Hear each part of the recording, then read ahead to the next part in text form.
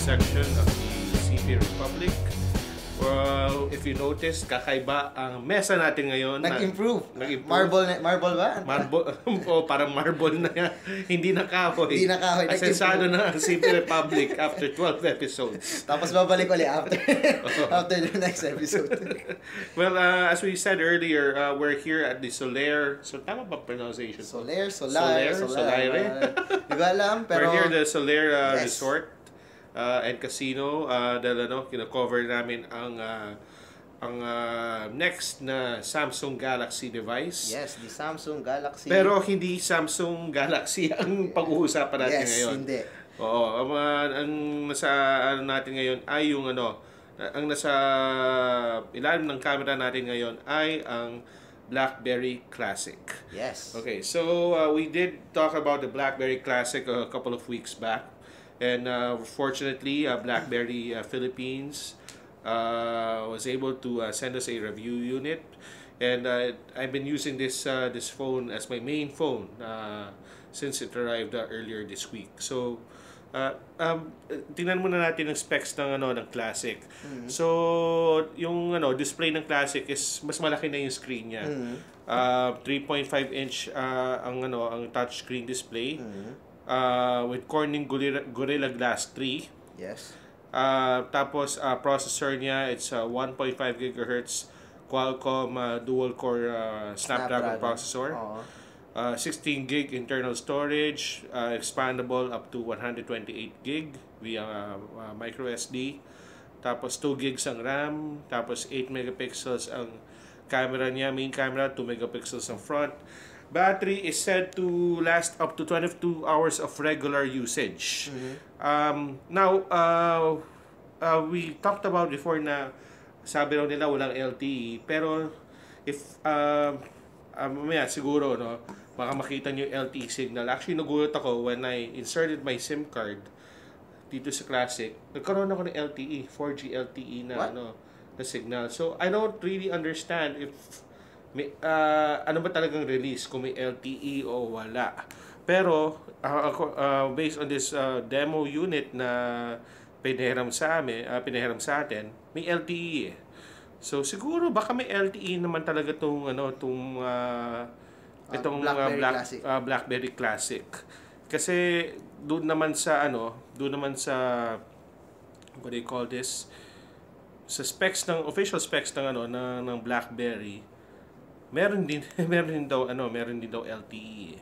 It's supported. So well, this is actually a good kasi I'm Jam and I are using Smart's LTE. Yes. So mas maganda syempre kung suportado ng Classic ang LTE band ng Smart. Yeah. Anyway, first impressions sa phone, very premium looking. So, alam mo, mga BlackBerry smartphones, halos lahat yan, premium looking talaga. Halos lahat. Even yung pinaka-entry level nila, talagang premium looking yung mga smartphones nila. Well, yung curve actually is not that premium looking. Yeah, kasi, except for the curve. Pero yung mga BlackBerry 10, lately, yung mga BlackBerry... Yung mga bagong yung mga Z3, yung mga Z10, or even yung Q5. Yeah. It doesn't, I think napaglaro kami yung Q5, di ba? Na-try ko once kay Rafi, yung isang BlackBerry fanatic. Ako kasi nakita ko lang pero I was not able to use it. Pero I love the Q10. It has a premium feel. And this one naman, tong Classic, talagang very premium feel. Actually, you would be able to, dito pa lang sa itsura niya mukha siyang mahal. Actually, mabigat siya, solid. The unit is very solid. Kasi 'di ba bakal to? Bakal siya. It's made of metal. Alam mo, sucker ako sa mga metal. Pag talagang metal devices, gusto ko 'yan. Yes. With the premium na glass like this one, flat, it's premium, it looks... At saka malaking screen Kasi normally maliit yung mga screen ng mga BlackBerry devices, but this one has a bigger screen, 3.5 inches. And square siya. So, unlike 3.5 inches ng ibang smartphones, this one is square talaga.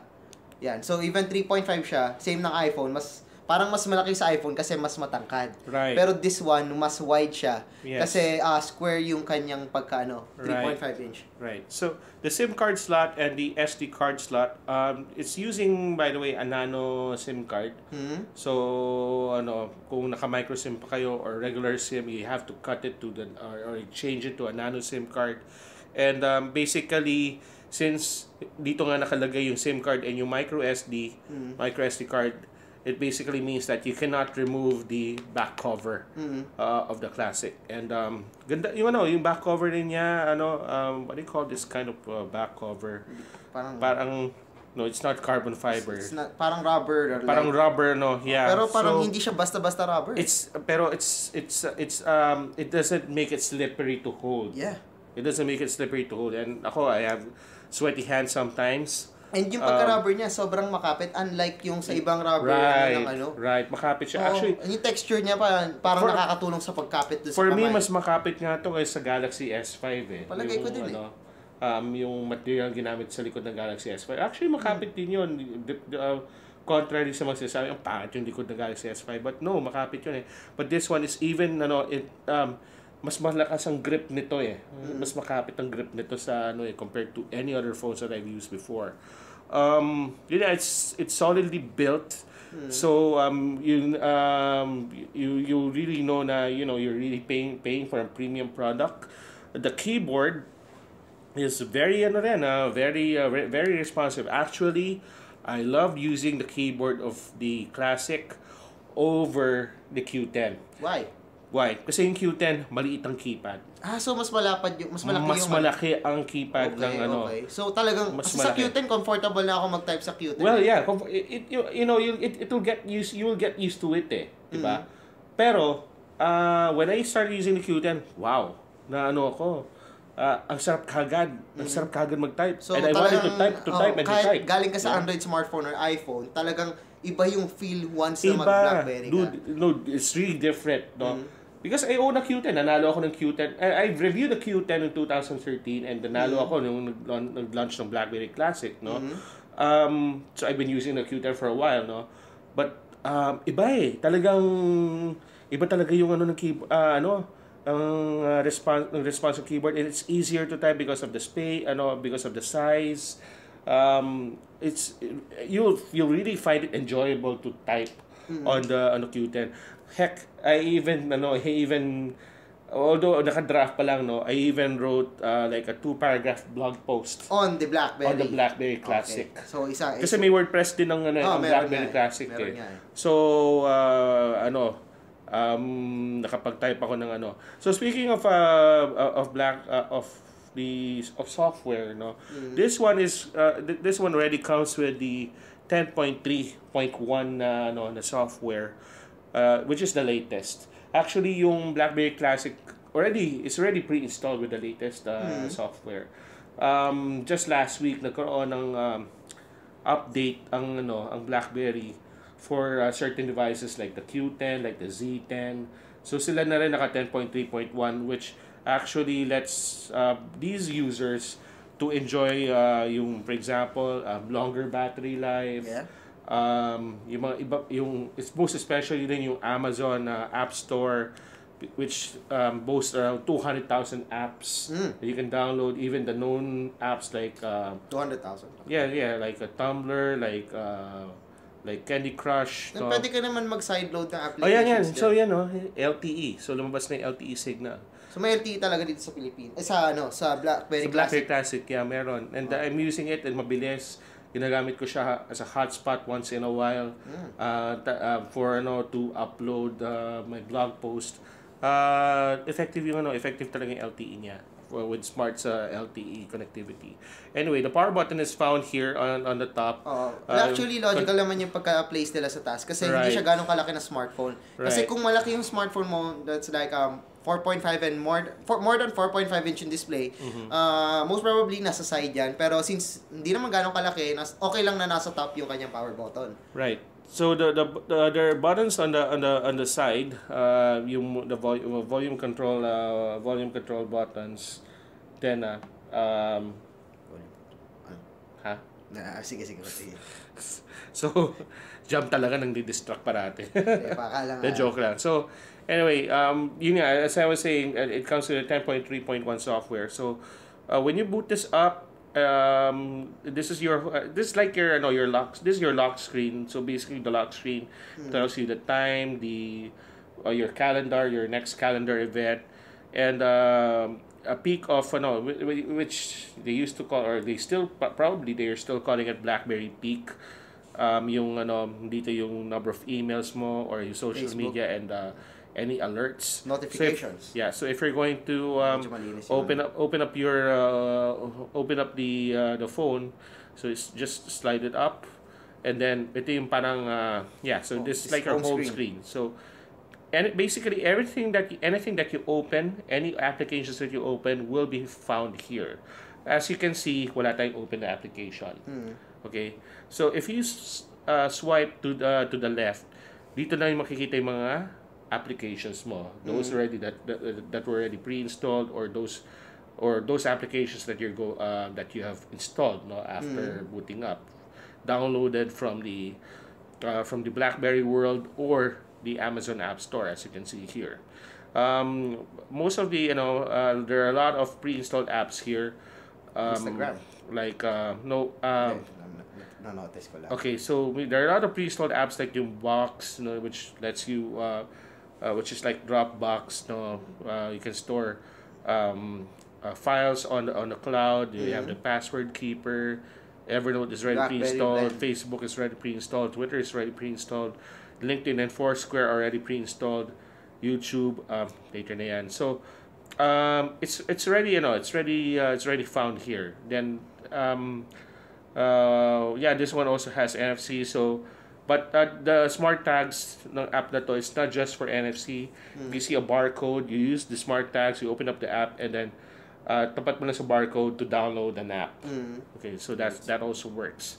So, but so basically nandyan ito yung dulo. Popular applications sa Android kanina ko pa nakikita. We have BPI, Instagram, Candy Crush. Yeah, Candy Crush BPI is a Saga. native BlackBerry app. Oh, wow. It's a native BlackBerry app, yes. Yung Instagram? Yung Instagram, okay, so since you brought it up, beside Instagram, you see here yung APK Manager. Yes. So, it basically means that you can sideload when you say sideload, it means that you cannot directly download the app and install on the BlackBerry OS.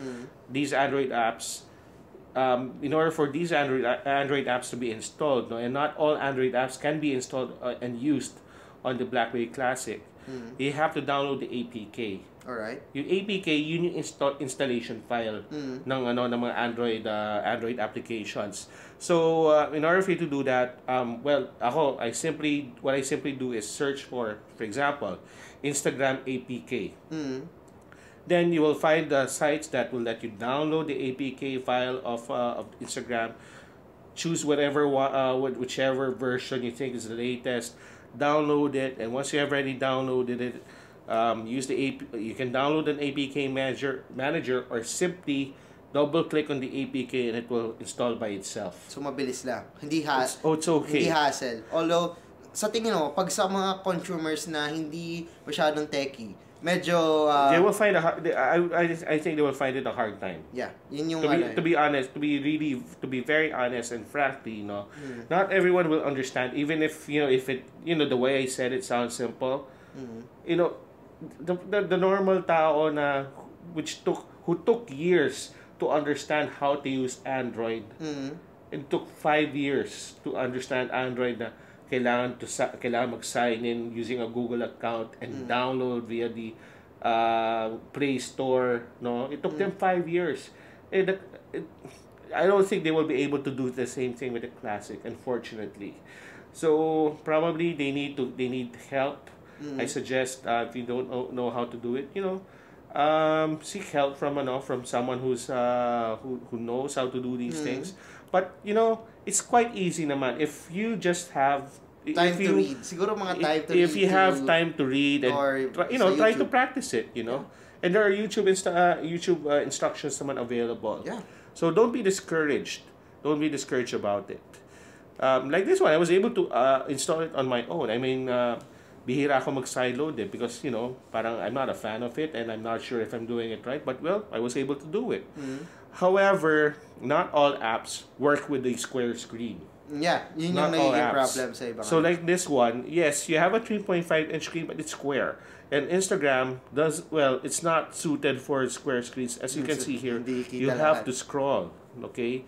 You have to scroll the, in order for you to see the whole picture. So, ang hirap, no? You have to scroll and scroll and scroll and scroll. Actually, I tried to upload one photo here, medyo nahirapan ka. Yeah, nahirapan kasi medyo ako. bitin eh. Right. Kahit i-landscape mo siya, again, the display is square talaga. Kaya kahit anong gawin mo, talagang hindi siya mag-fit yung Instagram. Although, mag-work naman. It can, well, yeah, if you're going to take a picture, yeah, it would work. But if you're going to choose a picture, well, dun ka magkakaroon ng problema. So, yeah, cancel. So there you go. And you also find a warning na kasi this one has a trackpad eh. You know, they brought back the trackpads and sometimes I keep on forgetting to use a trackpad kasi touchscreen na eh. But the trackpad is still useful. Believe me. Believe me, it's still useful. And it's like using it's still like swiping a screen pa rin. It's just that you're using a trackpad. So can you show us some parang kung paano mo kasi so you will see a warning on the screen on an alert, a BlackBerry alert that will tell you na this app may not work with the with the trackpad or it might only work with the touchscreen. So nag-back na tayo, di ba? So this is it's still an open app. It's just there. So if we say we're going to open a Facebook app. Okay, so bukas na yan, di ba? We press the back button. So, we open up, say, Twitter. And say we're going to, okay. Medyo mabagal lang mabukas ang Twitter. Say we're going to open BlackBerry World. You can open so many applications. Even if yung processor niya is parang dual core, yeah, dual core even Snapdragon S4, I guess. Yeah, and it has 2 gigs of RAM anyway. But again guys, kahit ganyan yung hardware ni BlackBerry Classic, ang maganda kasi diyan is optimize si BlackBerry OS yung kanyang hardware. So it's like with the iPhone and the same thing with Windows Phone. Yes, exactly. No. So mabilis pa rin siya kahit lang yan lang yung gamit niya. So don't be we've been saying this since 2000 since 2003 pa. It doesn't mean that you have by paper mas maganda specs. It doesn't mean it's always faster. So yeah, maraming apps, diba? Maraming time apps na bukas.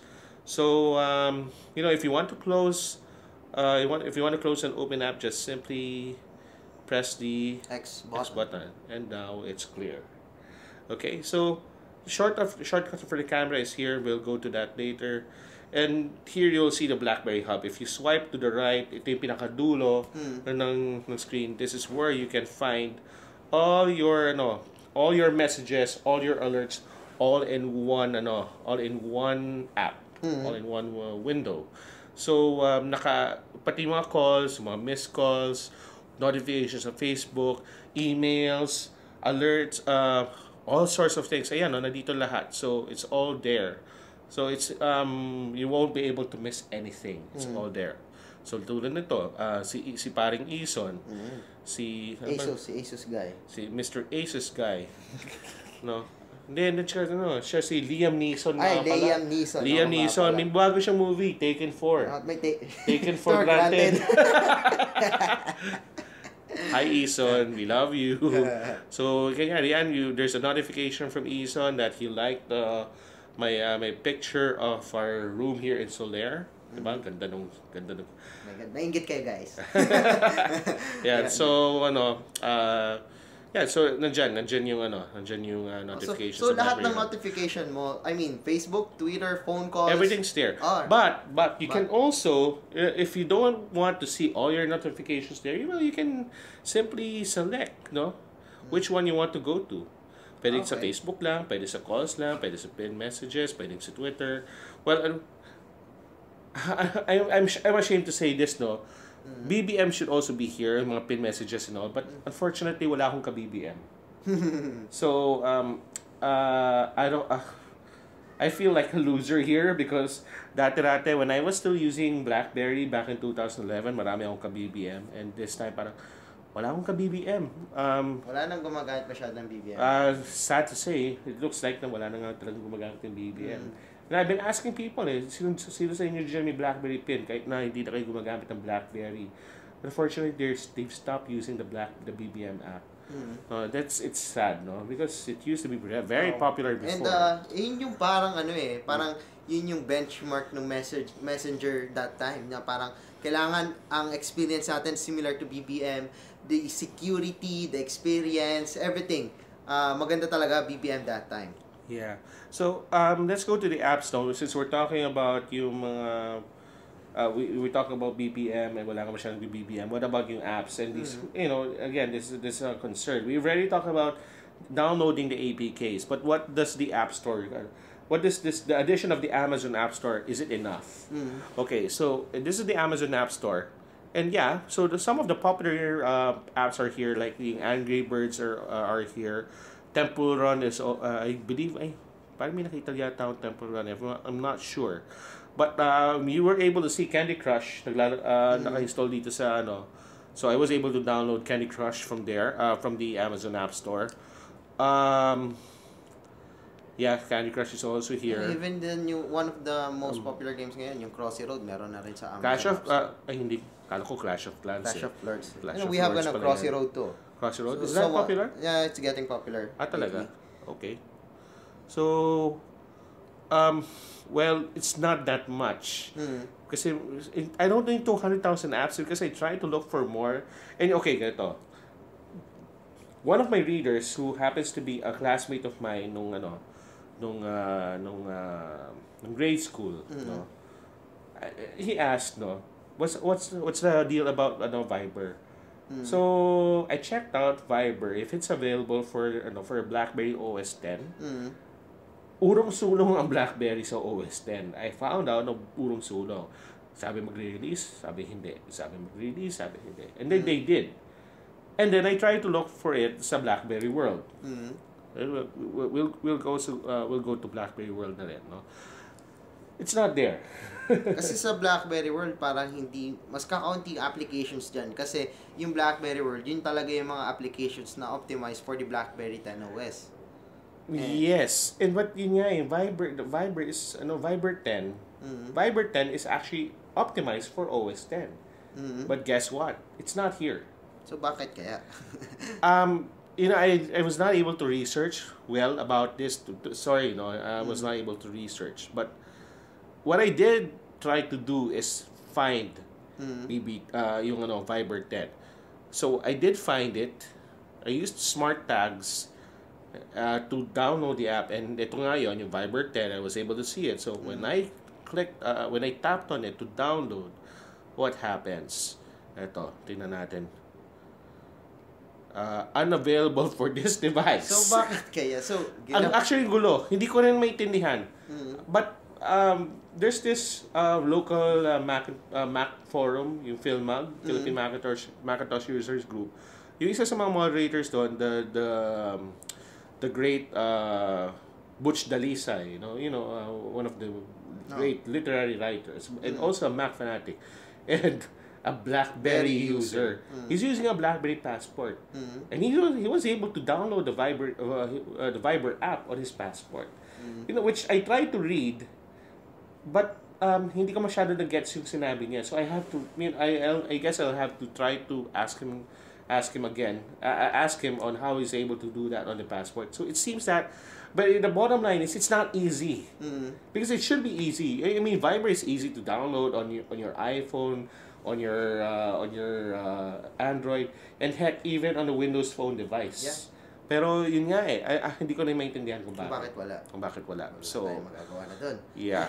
So unfortunately, I was not able to download Viber. BlackBerry World, there's not much to see. At least there's Evernote. Yeah, there's Evernote, which I use, yes. But wala na akong alam na app mga except there's a few productivity apps, pero it's not as popular sa mga nandoon sa Android. Android. Mas marami pa rin sa Android, mas marami pa rin sa sa iPhone. However, I'm still going to look for some workarounds, and I'm going to do a full review kasi for dronthego.net for my blog, and see if I'll be able to live. Actually, I'm still able to live, but because I'm still using an iPhone or an Android, that's my secondary or third, even third phones, no? Dahil wala nga dito sa BlackBerry yung mga ibang apps. So, but I'm still trying to look for alternatives, and I'll let you guys know if I'm able to find any alternatives. Anyway, so those are the two app stores. You can also close the app by pressing the back button again. Let's go to the camera, and so this is the camera. You can choose to to choose the ratio, if it's 1:1 square or 4:3 or 1:1 is 16:9. really it's not really parang recommended, but No, it's not, yes. pero pag sa Instagram yun yung magandang mo. Oo, kasi square yun sa Instagram. And then 16:9 if it's kung kaya talaga ng camera for which is my favorite actually. 16:9 is my favorite. 16:9 is my favorite. Kasi mas wide yung nasa sakop niya. Oo. So yan yung mga settings mo for the camera. And the camera is actually decent. It's better than the what do you call this? Well, of course it's better than some of the Android phones. And tingnan natin yung mga ito. Say for example, let's take a picture here. So kita yung solar na we're in Macau po. We're in Las Vegas. We're in Barcelona pala. We're in Barcelona. Hindi po kami nasa Barcelona. Nasa Barcelona po. Yeah, so that's Wow. That's what it looks like. Wow. That looks amazing. Yan ang nasa window namin. Yeah, and it looks amazing. I mean, yung colors niya is almost the very same, natural yung colors Yeah, niya. it's almost the same. Hindi oversaturated. Yes. And tama yung colors niya. Okay na okay yung colors niya. Yeah, so here's another photo yung nasa elevator tayo. Yeah. Ito yung kagabi sa Joni event. So this is a sample of a night shot. And this one is using HDR. Wow. So it's not really, it's not that good. Pero I mean, medyo na rin kasi mostly pag ganyan kitang-kita mo na yung noise sa ganyan kadilim. Right. And and this is another test, no? Ito yung acid test talaga kasi you're inside a club na talagang very difficult ang low lighting conditions. Yes. So tsambahan itong mga pictures ito. This one looks okay. Yeah, this one looks okay, and this one still looks okay, pero may mga ibang photos dito na no. Hindi talaga medyo blurry and parang soft masyado yung images. Yeah, medyo okay pa to. Pero when you go here, punta tayo dito sa ayan na. So, hindi na maganda dito. Masyadong glowy na yung Right. Yeah, that's a challenge talaga when you're inside si Miss Elena Darna, bagong Nutri-Right na endorser, and also the endorser of Joni. So it's nice to take photos sa mga outdoors. Indoors, depende sa lighting condition, tsambahan. You can try to use HDR to make it even better. And but it really depends on the lighting conditions. Tsambahan lang talaga. But it's not bad. Okay yung camera ng BlackBerry. I enjoy using it to take photos. So the BlackBerry Classic is available. For cash 20,990 sa Memo Express, 23,990 for card price. So this ends our hands-on segment for the CP Republic. Be back in a while.